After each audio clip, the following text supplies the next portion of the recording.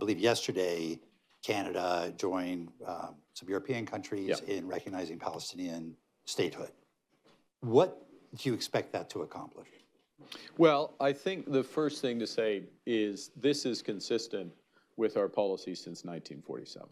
Since every Canadian government, whether of whatever political stripe, has supported a two-state solution, as many other countries have. What we have been seeing, first because of the acts of these heinous acts of Hamas, but then other in terms of response, is that prospect is receding before our eyes. Okay, so the idea of waiting until all the conditions are in place for a free and viable Palestinian state committed to peace and security side by side with the state of Israel, as what I've called a Zionist Palestinian state, which is what we want. Those conditions being in place, keeping the concept there on the shelf, when it is the avowed policy of the Israeli government that there will never be a Palestinian state.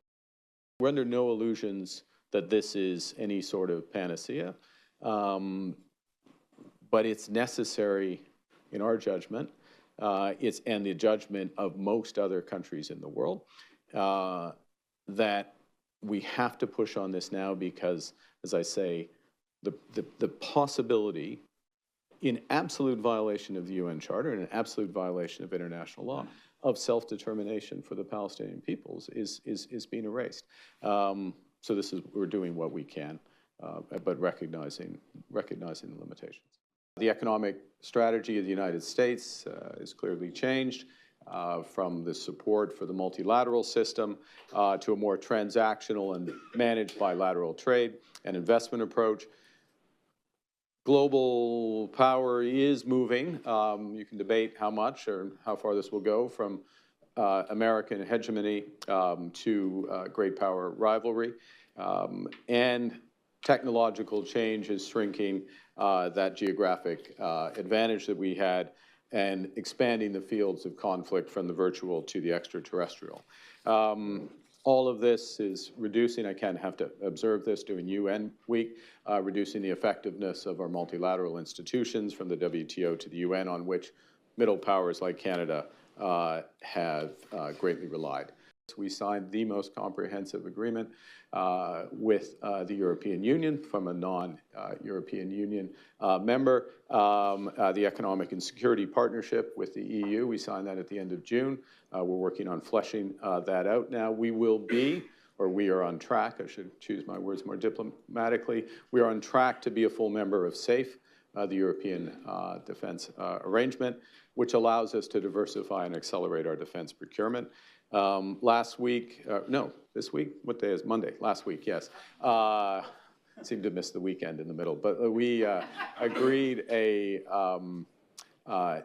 comprehensive approach within the context of USMCA, but a comprehensive approach with Mexico to deepen our bilateral trading relationships. We, out of the G7, are forming buyers clubs for critical minerals so that the world can diversify away from Chinese dominance from them. So it's not just the supply, but it's having that secure access to capital or an offtake, basically, so these can be developed. We are an energy superpower. That is going to become increasingly evident.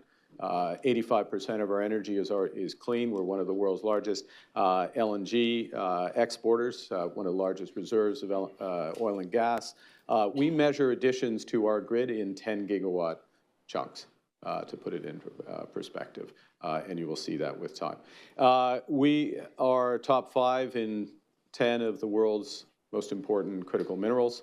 40% of the world's listed mining companies are in Canada. I would ask you to, when you think about Canada, actually that's my request, think about Canada. As a strong, sovereign, independent nation, think about Canada as that. But there is a big opportunity in this shifting in Canada. We understand what's going on. We understand the scale of the response that's required. We have the resources the world needs. We have the talent to turn that potential into growth. We're a reliable partner. We're connected more than anyone else through trading relationships with any other part of the world.